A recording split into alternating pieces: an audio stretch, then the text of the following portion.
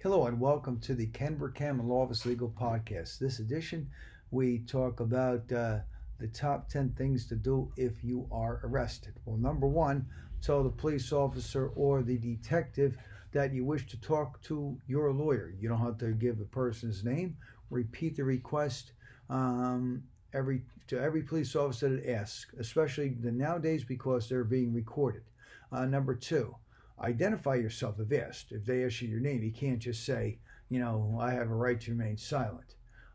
If the incident, though, is related to a motor vehicle accident, produce your driver's license, registration, and insurance card, but don't accept blame for the accident, especially if you're about to be arrested. It's different if someone's an offender bender. You don't say to the police, I have a right to remain silent. But if someone's like in an accident and they're drunk,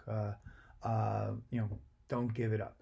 Number three, beyond identifying yourself, give no other information.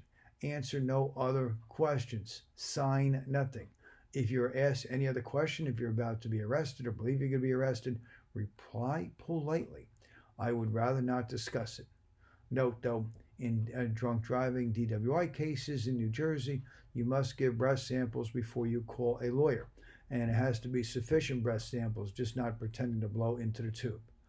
You are, however, not required to do any field sobriety tests, such as walking a straight line or looking into a pen, and I recommend people not to take those tests. Remember, even a fish would not get caught if they kept their mouth shut. That's from prominent attorney Al Moraine's card.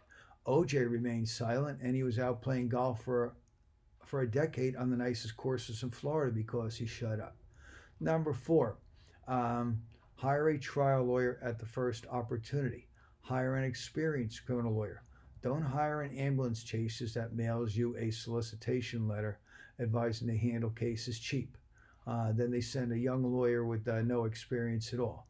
Remember, good things ain't cheap and cheap things ain't good. 5. Borrow money from relatives and friends. You need the money to hire a good lawyer, possibly investigators and experts. 6. Provide your attorney with the complaint or at least all these summons numbers. Some of the attorneys, like our office, has access to the e-court system. If there's an accident, obtain the accident report. 7. Obtain and write down names and addresses, phone numbers of helpful witnesses and provide them to their attorney. 8. At some point you may be suggested to take photos of the accident or the arrest location where there's an issue of suppression, or sometimes when there's field sobriety tests and the police may ask someone to give it the walking tests, you take photos to show that it's not even ground, that there's cars whizzing by, and it was in an unsafe location. 9. Call the court and confirm exact time of initial appearance. Sometimes the police tell the wrong thing. Sometimes courts change dates of appearance without telling you. Just because things were on Zoom doesn't mean that you can just sit back and not do anything. You also don't want, once the courts resume, you don't want to waste a trip to the courthouse. And 10, prepare a list of and provide to your attorney with 10 to 15 reasons why the judge should not impose the maximum penalties or fine. That often helps in negotiations. For more information on what to do if you're arrested, visit website njlaws.com. And for representation, contact Ken Vercammen's office in Edison at 732-572-0500. Thank you.